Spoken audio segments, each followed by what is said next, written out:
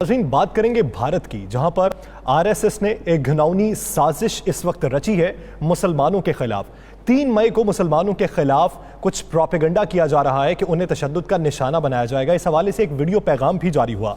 अब तक की भारत की सूरत हाल देखें तो आरएसएस ने मुसलमानों पर जुल्म रवा रखे हैं। मुसलमानों के साथ साथ जो अक़लियती दीगर बरादरी हैं उन पर भी जुल्म रवा रखे हैं और बीजेपी हुकूमत आरएसएस को मुकम्मल सपोर्ट कर रही है। पाकिस्तानी हुकूमत का हमेशा से ये मौक़िफ़ रहा कि आरएसएस का जो नज़रिया है वो हिंदुत्व का नज़रिया है और वो नाजी जर्मनियों का नज़रिया है। पूरी दुनिया को ये बावर करवाने की कोशिश की कि आरएसएस के चुंगल से भारत को आजाद करवाना होगा, भारत को अपनी सोच में तब्दीली लाना होगी। इस सब इशू पर बात करेंगे, लेकिन सबसे पहले वो वीडियो पैगाम देखते हैं जो जारी हुआ।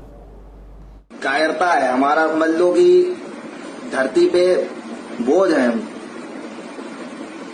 हमारा जीना ही व्यर्थ है। 3 तारीख को लॉकडाउन खुलते ही सभी हिंदू भाई महाराष्ट्र कूच करें, जो जहां पे है वो उसका वहीं विरोध करें। लॉकडाउन पे सभी की पोस्ट पे इसका विरोध, ऐसा विरोध हमें किसी मीडिया की जरूरत नहीं है, हमें किसी भ्रष्ट नेता की जरूरत नहीं है। हम खुद में सक्षम है, ये बता दूं। जब शांति दूत की बात आती है तो हर सेकुलर, हर कायर, हर नेता क्यों चुप हो जाता है, हर मीडिया क्यों चुप हो जाती है?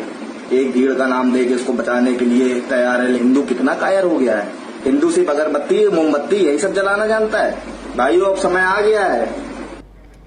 नाज़रीन, ये था आरएसएस का कारिंदा जो अपने दोस्तों को यह पैगाम दे रहा था कि 3 मई को लॉकडाउन खुलते ही मुसलमानों पर हमला कर दिया जाए, जो जहां मिले उसे वहीं काटा जाए। राणा साहब, इस वक्त आरएसएस जो है वो उसके हाथों पूरा भारत यरगमाल बना हुआ है। बीजेपी हुकूमत की मुकम्मल सपोर्ट है, लेकिन एक बड़ी आबादी ऐसी भी है जो बीजेपी के नज़रियात से इख्तलाफ रखती है। लेकिन इसके बावजूद भी ये तमाम तर सूरत हाल हुकूमत के कंट्रोल में क्यों नहीं आती? ये हुकूमत के कंट्रोल की बात नहीं है। बात यह है कि यासर, ये तो हुकूमत की मर्जी, उसकी मंशा, उसकी रजामंदी से हो रहा है। आप देखें कि ये वीडियो जो हमने चलाई, अगर ये हमारे पास वीडियो आई, क्या ये भारतीय हुकूमती इदारों के पास नहीं होगी? क्या उनके पास ये सब चीज़ें नहीं होंगी? प्लानिंग क्या हो रही है कि बाकायदा हुकूमत ने अहकाम जारी किए हैं पुलिस को, फ़ौज को, भारत के अंदर जितने भी कानून नाफिज करने वाले इदारे हैं, कि आरएसएस के गुंडे जहाँ चाहे जो चाहे करें, आपने उनको सपोर्ट करना है। और मुसलमानों समेत मुसलमानों समेत भारत में रहने वाले जितने भी अक़लियतें हैं उन सब को अगर ये ख़त्म भी कर दें तो आपने इनको ही सपोर्ट करना है।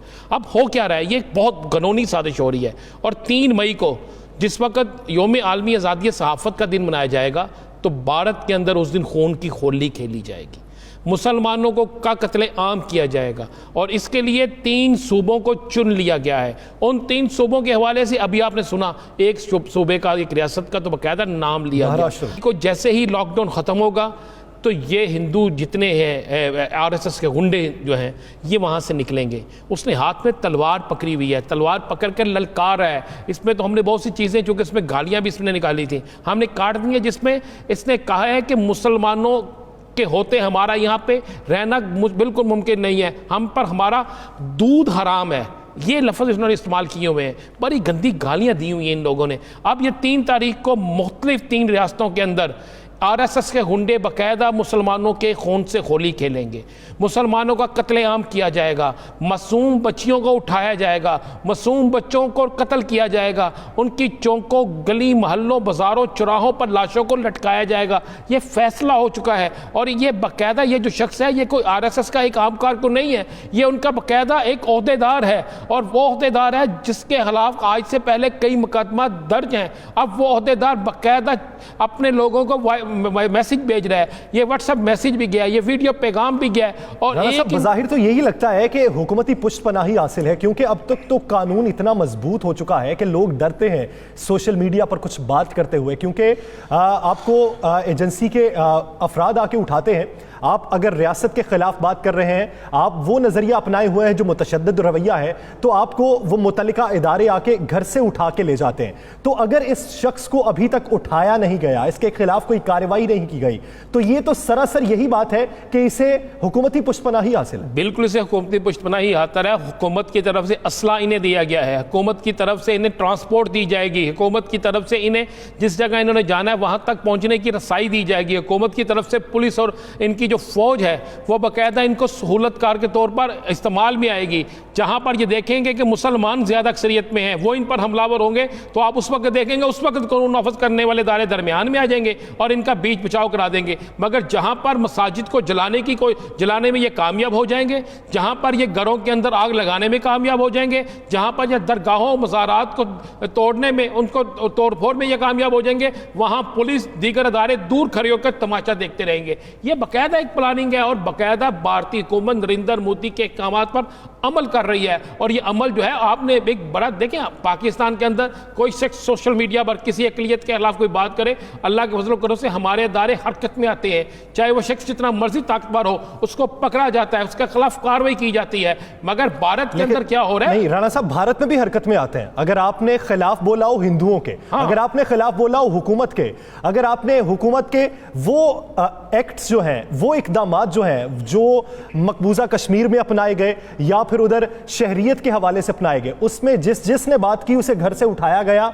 मारा गया। लेकिन दूसरी जानिब अकलियतों पे हमला करने के लिए कोई बोले, उसे कोई बात नहीं करता। बिल्कुल इसी तरह आप देखें ना, क्या सबसे बड़े इनके इत्तेहादी जो अमेरिका है, उसने भी इस पर यह साबित कर दिया। अमेरिकन ने बाकायदा ये कह दिया कि भारत के अंदर अक़लियतों को कोई हकूक़ हासिल नहीं, वहाँ पर जुल्म और सितम हो रहा है, पूरी दुनिया चीख रही है। आज वज़ीर-ए-आज़म पाकिस्तान ने भी ये बात की, आज वज़ीर इत्तलात ने ये बात की, आज अपोजिशन में, हुकूमत में, किसी जगह दुनिया में कोई शख्स भी वो कह रहा है कि भारत के अंदर जुल्म की इंतहा हो गई है। मुसलमानों के साथ, ईसाइयों के साथ, निचले दर्जे के हिंदुओं के साथ, सिखों के साथ क्या हो रहा है वहाँ पर। तो इस पर जब पूरी दुनिया सरापा एहतजाज है, तो उसके बावजूद भारत के अंदर ये फिर एक घिनौना खेल खेलने जा रहा है। 3 मई, अब तो ये चैलेंज है भारतीय हुकूमत के लिए और इंटरनेशनल इदारों के लिए, उन तमाम इंटरनेशनल फोर्सेस के लिए जो दुनिया में अमन का पैगाम लाना चाहती हैं, जो दुनिया में ये बात करती हैं कि मुल्क के अंदर अक़लियतों को हकूक़ हासिल हो। अब इस वीडियो देखने के बाद देखेंगे कि क्या ऐसे लोग जो ये साजिश कर रहे हैं कि आज से 3 दिन बाद जिन्होंने खून की होली खेलनी है, क्या वो मुसलमानों को वहाँ पहुँचा सकेंगे या नहीं पहुँचा सकेंगे। लेकिन यह सर एक ज़हन में रखिएगा, जितना मर्जी ये कोशिश कर लें, जो हालात आ रहे हैं, इस हालात में हमें नज़र आ रहा है कि आने वाले दिनों में मुसलमानों के अंदर एक ऐसी तहरीक शुरू होगी कि भारत के अंदर आरएसएस के गुंडे जो हैं ये निस्त और नबूद हो जाएंगे। ये आप देख लीजिएगा।